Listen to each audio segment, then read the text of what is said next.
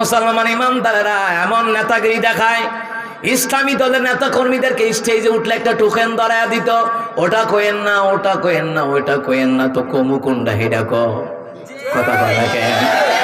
ও মুসলমান ইমানদাররা, কেমন নেতা সে বলে আপনাদেরকে দাওয়াত করেছি, আপনারা রাজনীতি কোনো কথা বলবেন না, কোরআন সুন্নাহর বাইরে যাবেন না।